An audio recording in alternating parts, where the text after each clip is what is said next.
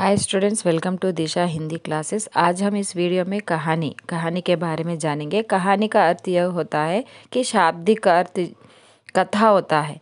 वह आकार में छोटी और कथा होती है, उसे ही हिंदी साहित्य में कहानी कहा जाता है।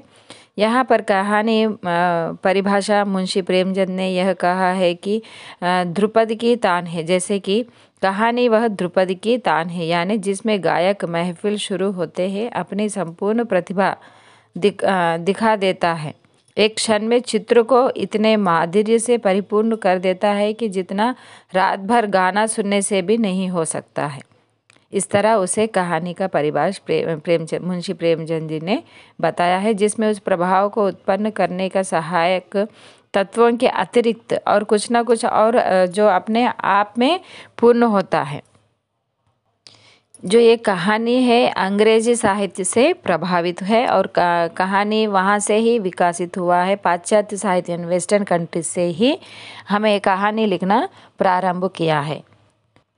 यहाँ पर कहानियों में भारतेंदु द्वारा लिखित गई एक अद्भुत अपूर्ण स्वप्न को यह कहानी का नाम है। यह पहली कहानी माना जा सकता है और यह इस युग के दूसरे कहानीकार कौन है, वो गौरी दत्त शर्मा है। इनकी कहानी टका कामनी और देवरानी जेठानी की कहानी उपदेश प्रदान कहानियाँ हैं। ये सारे प्रथम कहानियाँ माने जाते हैं। कहानी कला के विकास में सबसे बड़ा योगदान सरस्वती पत्रिका है। इसमें प्रकाशित होने वाले प्रथम कहानी जो है किशोरी लाल जी गोस्वामी जी की इंदुमती कहानी है।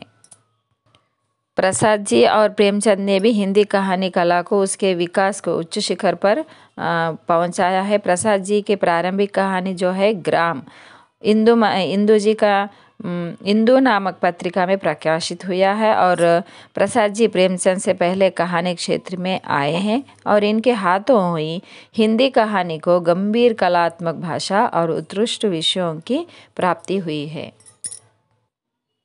उपन्यासों की भांति हिंदी कहानी का चरम उत्कर्ष भी मुंशी प्रेमचंद के हाथों ही हुआ है। प्रेमचंद के कहानियाँ बहुत ही मशहूर होते हैं, जैसे कि बड़े भाई साहब, उसमें पढ़ाई किस तरह किया जाता है, इस तरह की कहानी बहुत अच्छे से उन्होंने लिखा है। उन्होंने लगभग 300 से कहानियाँ लिखकर हिंदी कहानी कला को समृद्ध बनाया है।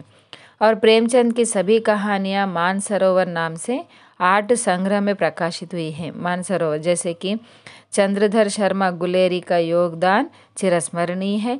इन्होंने अपनी 3 कहानियों जैसे कि उसने कहा था, सुखमय जीवन और बूंदों का कांटा, ये सारे इनके तीनों कहानियाँ हैं। इसमें उन्होंने अपना नाम रचाया है और कीर्ति भी अर्जित की है। गुलेरी जी के बाद कहानी क्षेत्र में विश्वंभर नाथ शर्मा जो कौशिक का नाम उल्लेखनीय है। कहानी के नए दौर में जैनेन्द्र जी का भी नाम उल्लेखनीय है। इनके द्वारा रचित कहानी तमाशा, पत्नी, भाभी, परदेसी आदि कहानियाँ में बदले हुए युग की दार्शनिक गंभीरता है और बौद्धिकता तथा सूक्ष्म मनोवैज्ञानिक विवेचन आदि के स्पष्ट दर्शन होते हैं। इसके बाद हिंदी मनोविश्लेषण परक कहानियों का दौर जो आया है, जिसमें इला चंद्र जोशी और भगवती प्रसाद वाजपेयी आदि की कहानियाँ भी उल्लेखनीय है। सन 1960 के बाद कहानियों को षठोत्तरी कहानी कहा जाता है। अतः यह स्पष्ट है कि कहानी एक अत्यंत लोकप्रिय विधा के रूप में स्वीकृत हो चुकी है। कहानी के तत्व जैसे कि कथा वस्तु, चरित्र चित्रण, चरित्र मतलब कैरेक्टर, संवाद कन्वर्जेशन, देश काल या वातावरण देशों के वातावरण के बारे में, भाषा शैली, उद्देश्य, ये सारे कहानी के तत्व है।